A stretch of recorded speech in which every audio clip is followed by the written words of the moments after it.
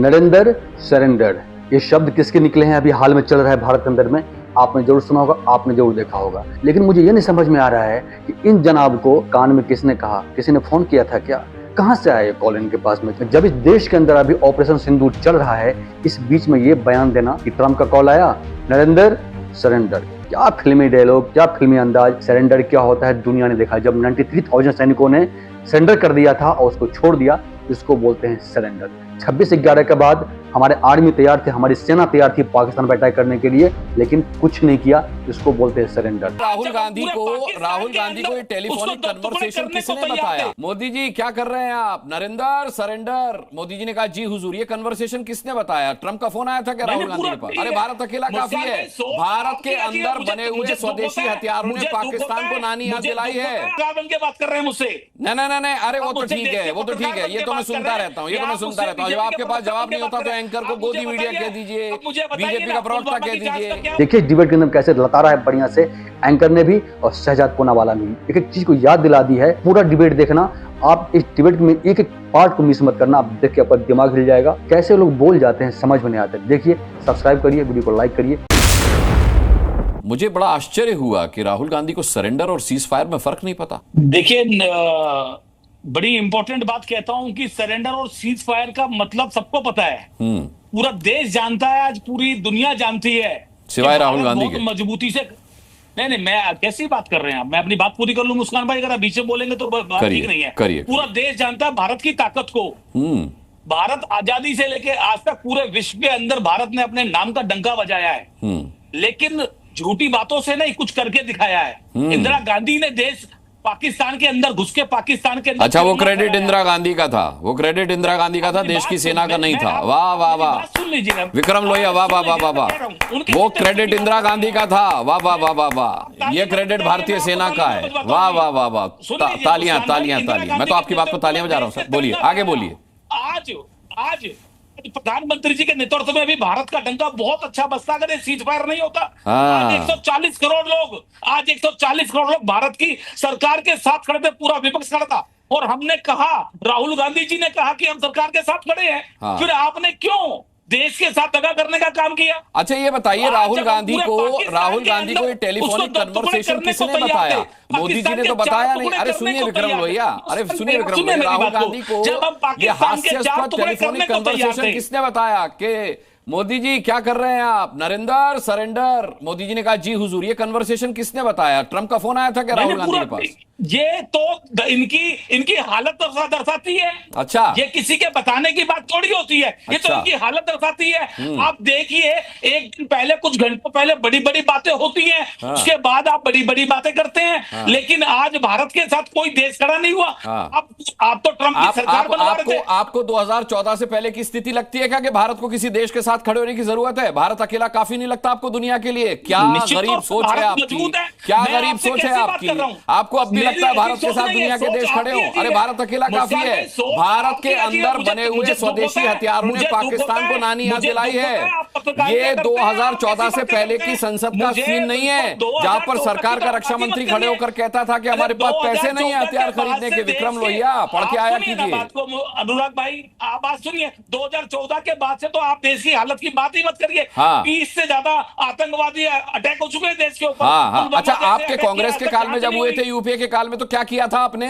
तो क्या पाकिस्तान को कैसे सबक सिखाया था, जरा ही बताइए। देश के पत्रकार बन के बात कर रहे हैं मुझसे? नहीं, अरे वो तो ठीक है, वो तो ठीक है, ये तो मैं सुनता रहता हूँ, ये तो मैं सुनता रहता हूँ। जब आपके पास जवाब नहीं होता तो एंकर को गोदी मीडिया कह दीजिए, बीजेपी का प्रवक्ता कह दीजिए। इससे आपका हल्कापन भारी नहीं हो जाएगा? पूछेंगे क्या आप? जवाब देंगे मुझे? कहां से आतंकवादी आए? सवाल पूछने का मेरा काम है, आपका काम जवाब देना है। मैं भी पूछूंगा आपसे। आप अपनी डिबेट में बुलाइए मुझे, फिर जवाब दूंगा मैं। नहीं, आप अपनी डिबेट में बुलाइए मुझे। बन के बात कर रहे हैं मेरे साथ। आप मेरे देश के प्रवक्ता, पत्रकार बन के बात नहीं कर रहे हैं। मैं इस देश का प्रवक्ता हूँ, इस देश का प्रतिनिधि हूँ, इस देश का प्रतिनिधि हूँ। मैं भी देश का, मेरी बातों को पाकिस्तान कोर्ट नहीं करता यूएन में। मेरे दिए गए बयान को पाकिस्तान अपने हवाले के लिए कोर्ट नहीं करता यूएन में। पाकिस्तान की मीडिया मेरे बयानों को इस तरीके से नहीं चलाती है कि देखिए क्या हो रहा है हिंदुस्तान में। ऐसे नहीं चलाती। मेरे को गर्व है। वही तो कहना चाहता हूं, आप बताइए ना। आप देश की किरकिरी नरेंद्र सवाल मोदी पूछना मेरा काम है, मेरे सवालों का जवाब नहीं। और एक बात सुनिए विक्रम लोहिया, एक बात सुनिए, बड़े ठंडे दिमाग से सुनिए।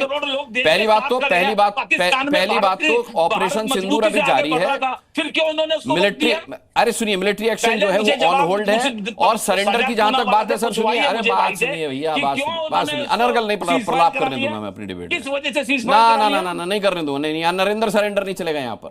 सुनिए मेरी बात सुनिए। सरेंडर पता किसे कहते हैं? सरेंडर उसे कहते हैं जब 71 में 93,000 पाकिस्तानी सैनिक घुटने पर आ जाते हैं, सरेंडर कर देते हैं, उसे कहते हैं सरेंडर। और सरेंडर उसे कहते हैं कि जब हम बातचीत की टेबल पर उन 93,000 सैनिकों को पाकिस्तान को वापस कर देते हैं, उसे कहते हैं सरेंडर। सरेंडर उसे कहते हैं विक्रम लोहिया जब हम अपनी जीती हुई जमीन को पाकिस्तान को वापस कर देते हैं, सरेंडर उसे कहते हैं। चलिए बताइए किस शर्तों पे, छोड़िए, पढ़ के आइए इतिहास। ठीक है, वो आतंकवादी सौंपने की बात की, ठीक है, आपने उन आतंकवादियों को सौंपने की बात की, ठीक है, जो आतंकवादी इतनी बड़ी घटना को अंजाम देकर के चले गए, आपने उन आतंकवादियों को। अच्छा विक्रम लोहिया आ जाइए, आप ही आइए, शहजाद पूनावाला थोड़ा सा वेट कीजिए। विक्रम लोहिया ये बताइए कि वो जो 4-6 आतंकवादी थे, आप उनकी बात कर रहे हैं, मुझे भी बहुत जल्द उनका अंजाम देखना है और मुझे भी सरकार के जवाब का इंतजार है। आप ये बताइए कि जब अमेरिका के ट्विन टावर, अरे सुनिए यार, मेरे सवाल का जवाब सुनिए आप, पहले मेरे सवाल सुनिए। जब ट्विन टावर पर अमेरिका के हमला हुआ था, उसके कितने साल बाद ओसामा बिन लादेन जो उस हमले के लिए जिम्मेदार था, मारा गया था? जानकारी है आपको? सामान्य ज्ञान आपका टेस्ट करूं, चलिए बताइए। निश्चित तौर पे मुझे जानकारी 10 साल बाद 10 साल बाद 10 साल बाद, एक सेकंड सुनिए मेरी बात को, अब सुनिए मेरी बात को, आप सुनिए। वो मार करके प्लेन में उन्होंने प्लानिंग करके मारा, यहाँ देश में घुस करके अंदर आकर के मार करके, तो हमने भी घुसकर मारा, आपको यकीन नहीं हो रहा, वो बात अलग है। आपको सबूत चाहिए, आपको सबूत चाहिए कितने रफाल मारे गए। आपका दुर्भाग्य ये कि आपको ये जानना है कितने रफाल मारे गए, आपको ये नहीं पूछना कि पाकिस्तान का हमने क्या किया। अच्छा, यूपीए की सरकार ने कभी पाकिस्तान के 12 एयरबेस में से 11 तबाह किए हैं क्या? यूपीए की सरकार में कभी पाकिस्तान में घुसकर 200 आतंकवादी मारे गए हैं क्या? नहीं जवाब होगा आपके पास। चलिए आप अकेले नहीं है। शहजाद पूनावाला, ये सवाल कांग्रेस बार बार पूछ रही है। अभी भी हमने पवन खेरा जी को सुना, उन्होंने कहा कि लगभग 1 दर्जन बार ट्रंप कह चुके हैं कि कारोबार का हवाला देकर के मैंने ये सीज फायर करवाया। इस पर सरकार का, नरेंद्र मोदी का कोई जवाब नहीं मिल रहा है। और दूसरा सवाल कांग्रेस ये पूछ रही है कि वो आतंकवादी जिन्होंने पहलगाम में बेगुनाहों को मारा, 26 लोगों की जान ली, वो कहां है? वो अब तक पकड़े क्यों नहीं गए? शहजाद पूनावाला। सबसे पहले मैं आप ही के इन 2 सवालों का जवाब देता हूं, फिर अपनी प्राथमिक टिप्पणियां करता हूं। जहां तक ट्रंप का सवाल है, तो ट्रंप स्वयं ने कहा कि मैंने मध्यस्थता नहीं की, उस बयान को डिस्काउंट कर देना है।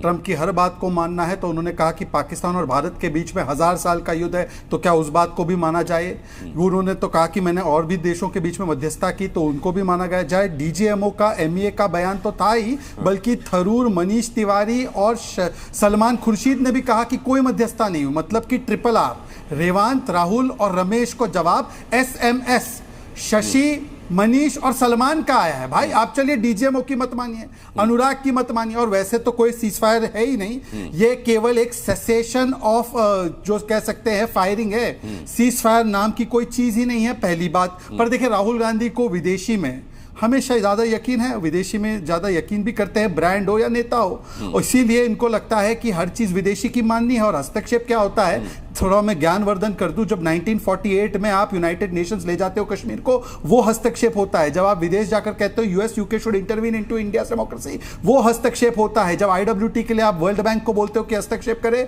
वो हस्तक्षेप होता है। जब 1965 में जीतने के बाद भी 1968 में दबाव में आकर आप पाकिस्तान को टेरिटरी दे दे, वो हस्तक्षेप होता है। 1971 में जीतने के बाद भी जब आप सोल्जर्स भी लौटा दो, 15,000 स्क्वायर किलोमीटर लौटा दो और POK ना लो यूनाइटेड नेशंस के दबाव में, वो हस्तक्षेप होता है। 1985 में जब रेगन जी राजीव गांधी को डिक्टेशन दे कि पाकिस्तान से कैसी बातचीत करनी है, ये डिक्टेशन होता है, ये इंटरफेरेंस होता है। 94 में न्यूक्लियर टेस्ट रोक दिया था नरसिम्हा राव ने, क्योंकि विदेश से दबाव था, ये इंटरफेरेंस होता है 2004 से 14 के बीच में। अब आते हैं सो कॉल्ड सरेंडर की बात।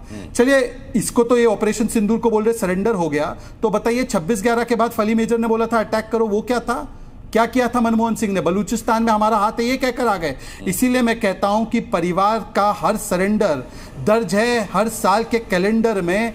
ये वही व्यक्ति है जो देश में बना है ब्लंडर, पाकिस्तान का बना है बॉय वंडर। जब आर्मी करे थंडर तो इसको लगता है कि हमने किया सरेंडर। ये इनकी फितरत में है, पूछिए ना। ये देखिए आज ही की बात है, इलाहाबाद हाईकोर्ट ने इस बयान पर संज्ञान लेकर राहुल गांधी को फटकार लगाई। सुनिए। जो हमारे जवानों को अरुणाचल प्रदेश में पीट रहे हैं, जो हमारे जवानों को, आज ही की बात है, इलाहाबाद हाईकोर्ट ने कहा है कि राहुल गांधी को जिम्मेदारी से सेना के प्रति बयान देना चाहिए। आप मोदी को गाली दीजिए, नो प्रॉब्लम। आप शहजाद को गाली दीजिए, नो प्रॉब्लम। आप बीजेपी को गाली दीजिए, नो प्रॉब्लम।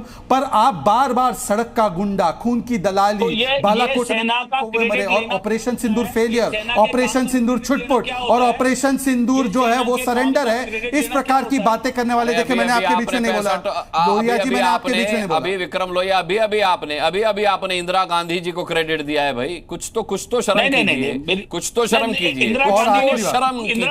अगर आपने वीडियो को पूरा देखा होगा तो आपको किसी क्लियर हो गया होगा और आपको पता चल गया होगा कि सरेंडर क्या होता है। और बाकी में इससे अच्छा जवाब तो हो ही नहीं सकता है कि सरेंडर किसने किया था। थोड़ा सा पास्ट में जाकर देखो, सब कुछ याद आ जाएगा। बाकी इस वीडियो आप क्या रहा है कमेंट बताइएगा। मिलेंगे जल्दी, तब तक के लिए धन्यवाद। जय हिंद, जय भारत।